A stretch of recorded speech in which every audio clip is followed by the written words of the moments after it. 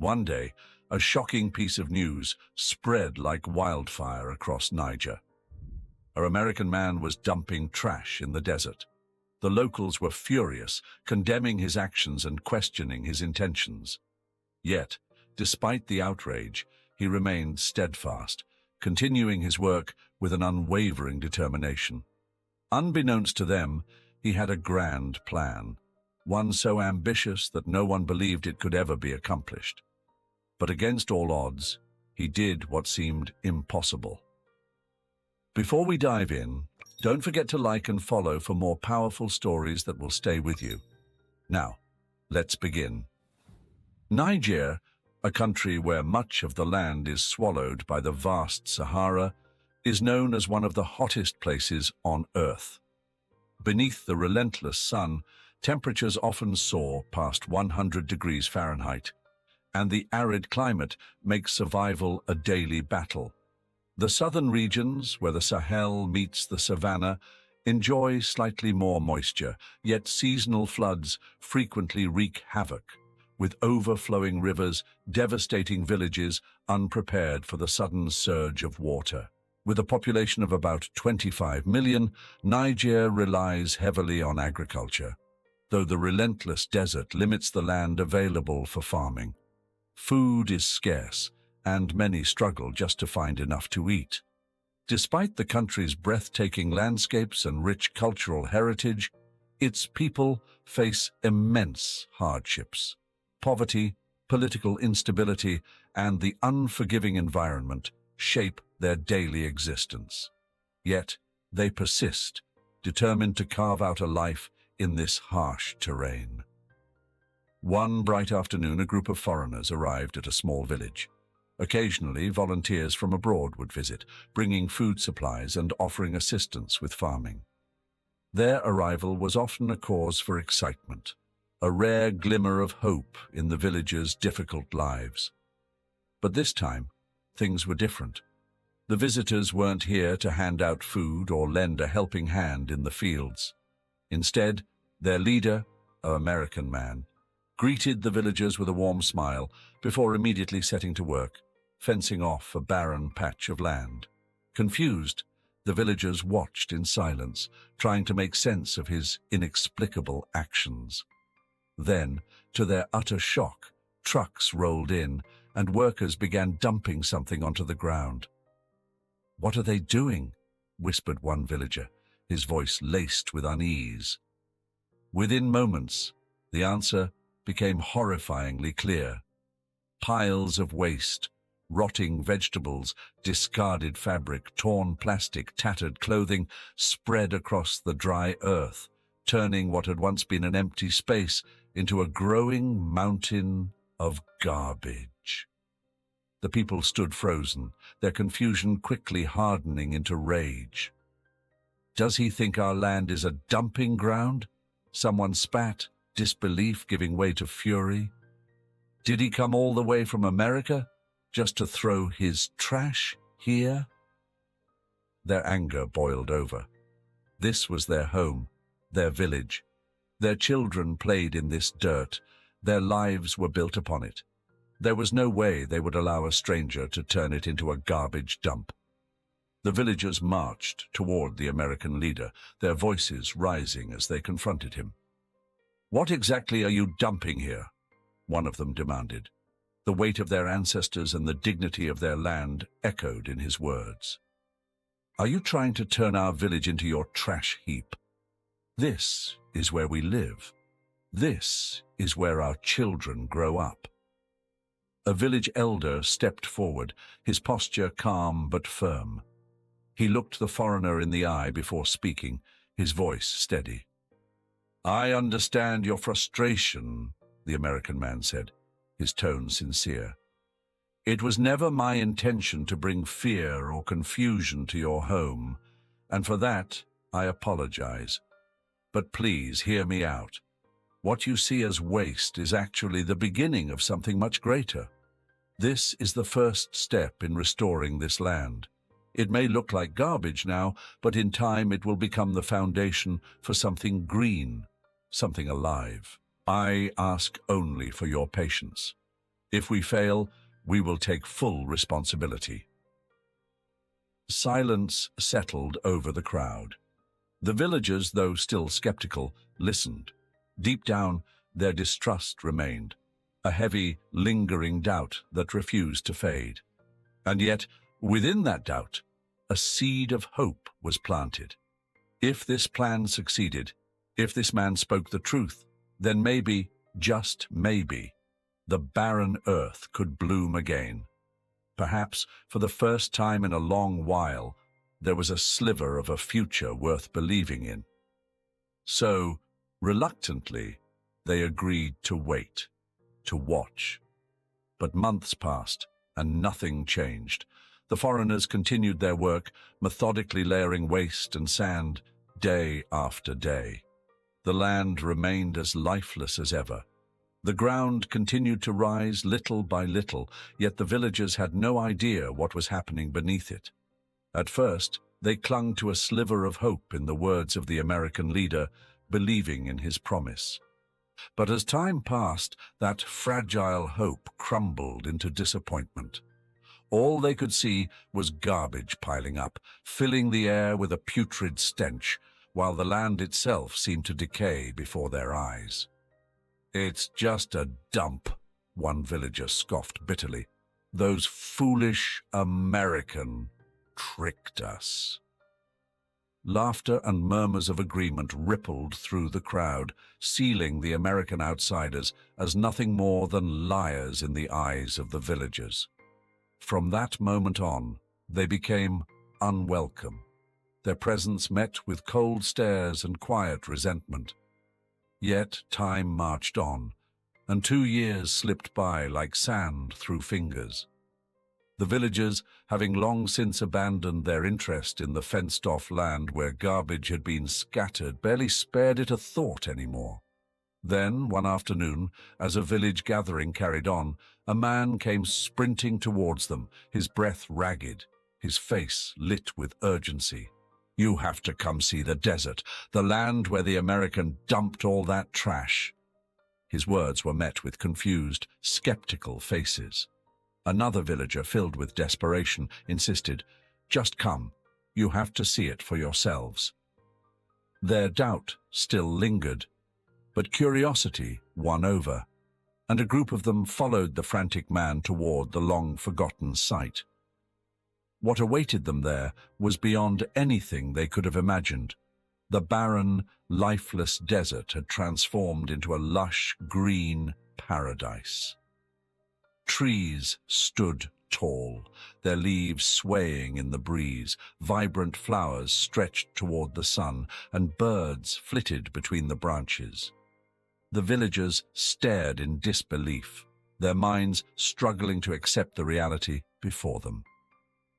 Just as the American leader had once explained, the so-called trash had nourished the soil, breaking it down and enriching it, allowing the land to flourish once again.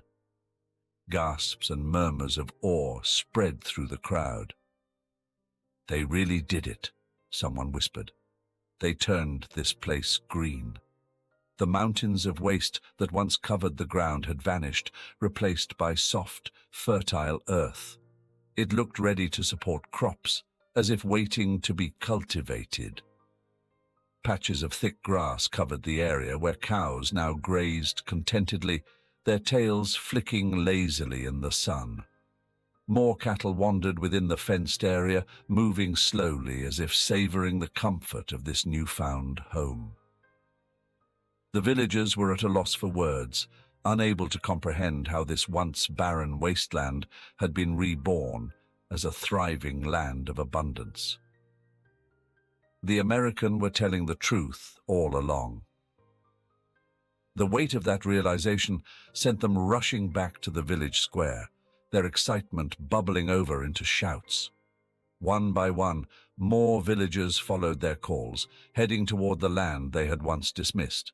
There, standing amidst the miracle he had created, was the American leader, the man they had doubted, mocked, and shunned. A villager, barely able to contain his excitement, called out, "How? How did this happen? How could something so rich and green come from nothing but garbage? The leader smiled gently, his expression calm and knowing. It seems unbelievable, doesn't it? But everything in nature has a purpose. With that, he began to explain. The environment in this part of the world was brutal, he said. Heavy rains during the wet season drowned the land, while the dry season scorched it under relentless sun, with temperatures soaring past 100 degrees Fahrenheit. Under such conditions, the soil hardened like stone, making it nearly impossible for plant roots to take hold. That's where the garbage came in. By layering waste over the hardened ground, they created pockets where moisture could be trapped, drawing termites to the area. Termites, as they burrowed and built their colonies, broke down the soil, making it soft and rich. Mixed in with the waste were seeds, pumpkin, peppers, and other plants used for animal feed. These seeds, once buried beneath the surface, germinated naturally, sprouting into life. Even the plastic waste played a role, preventing excessive water loss and helping to retain moisture in the soil, much like the plastic sheeting used in American farming techniques. Torn fabric, discarded clothing, these too served a purpose, providing airflow while reinforcing the soil against erosion. Looking into the villagers' wide, astonished eyes, the leader continued. As the soil improved, grass took root, covering the land in green. Then we introduced livestock, allowing them to graze. Their waste, in turn, enriched the soil even further, keeping the cycle going. Plants that animals wouldn't eat were eventually broken down by termites, ensuring the land never deteriorated again. That is how, from what seemed like waste, this land came back to life. The villagers listened, their hearts swelling with admiration, their past resentment dissolving into deep gratitude. The American leader stepped forward once more, his voice steady and full of conviction. As you can see, our plan worked. But this is only the beginning. We want to continue working with you to nurture this land together. A round of applause erupted, echoing through the air. The villagers, once so filled with doubt and anger, now looked at the American team with newfound respect. One man stepped forward, his voice thick with remorse. "We owe you an apology. We said terrible things, accused you of turning our home into a garbage dump." The American leader's smile remained gentle. "It's all right," he said, his tone warm with understanding. Then the village elder stepped forward, his movements slow but deliberate. He faced the American leader, his expression solemn. "We misjudged you," he admitted. "We were wrong. Please, accept our deepest apologies." The leader responded with a quiet smile. "All we ever wanted was to see this land thrive." Looking out over the transformed landscape, the villagers felt an overwhelming, indescribable joy. The once barren wasteland had been reborn, covered in a living, breathing carpet of green. Against all odds, the impossible had been achieved, thanks to the unwavering dedication of the American. For them, this greenery was more than just land. It was hope. It was life itself. In a small, forgotten corner of the world, a miracle had unfolded, filling the hearts of its people with inspiration and gratitude. The American team's work had proven something profound, that even in the face of adversity, perseverance and vision could turn the most desolate of places into something extraordinary.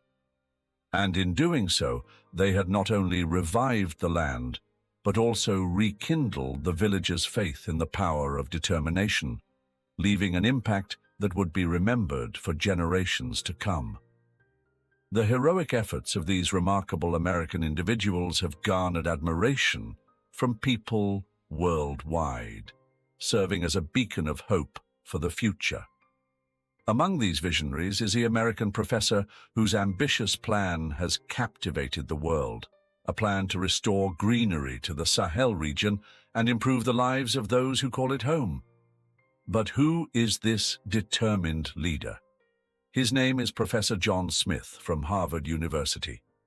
His journey began in the 1980s when the Sahel region suffered from a devastating drought. At the time, he was just a young boy in elementary school, but witnessing the suffering of the people on the news left a profound impact on him. It was then that he made a promise to himself. One day, he would bring life back to the barren lands of the Sahel. Determined to turn his childhood dream into reality, he pursued the study of botany and later earned a place at Harvard University's graduate school. By 2010, he had secured a position at Harvard University, dedicating himself to combating desertification in the Sahel. But his efforts went beyond simply planting trees. His mission was far more ambitious, tackling the root causes of drought and land degradation, while simultaneously improving the lives of the local population and fostering regional stability. As previously mentioned, his large-scale reforestation initiative officially took off in 2011. At first, his work was met with skepticism. Both fellow researchers and government officials in Niger questioned his approach. Many wondered, what exactly is he trying to do? Doubts surrounded him, and criticism was not uncommon. However, as time passed, his methods began to yield visible results.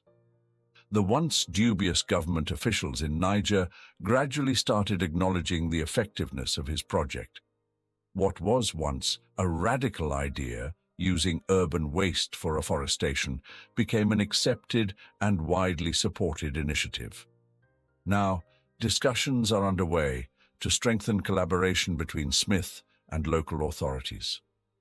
His afforestation work in Niger is not merely about environmental conservation, it is about sustainable development, a delicate balance between ecological restoration and social progress.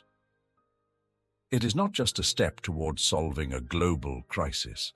It is a movement that breathes new life into the communities affected, offering them hope for a better future. His efforts have reaffirmed the strength of American innovation, leaving a lasting impression on people worldwide. This initiative not only contributes to resolving global challenges, but also enhances the well-being of local communities, marking a significant milestone toward a more sustainable future. His story is one that will continue to inspire many, serving as a testament to the power of resilience and vision. When asked about his future goals, Smith shared his aspirations. "I want to create enclosed green zones across an even wider area, laying the foundation for a peaceful society free from conflict and terrorism." His ultimate dream is to turn desolate lands across the globe into lush, thriving ecosystems, building a future of peace and prosperity. As his reforestation efforts in Niger gained international media attention, the world began to take notice. Reactions poured in from people across the globe. "This American professor is like a magician. If we had access to that technology, our land could be saved too."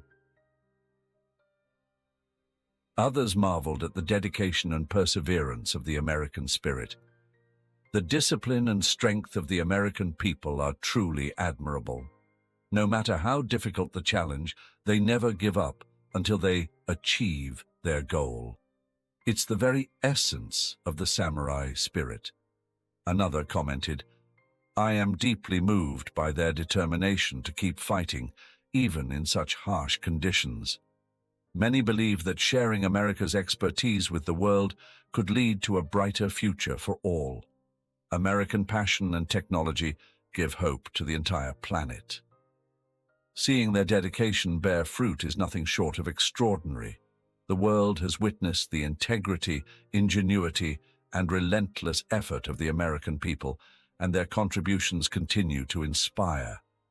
The transformation of Niger's barren lands into vibrant green landscapes is a testament to American creativity, technological prowess, and unwavering commitment to a sustainable future. This ambitious reforestation project is more than just an environmental success. It is a symbol of perseverance, overcoming challenges, and leaving a lasting legacy for future generations. Their work will continue to ignite hope and inspire people worldwide. Thank you for watching until the end. If you have any thoughts or reflections, feel free to share them in the comments. If you enjoyed this video, don't forget to like and subscribe to our channel.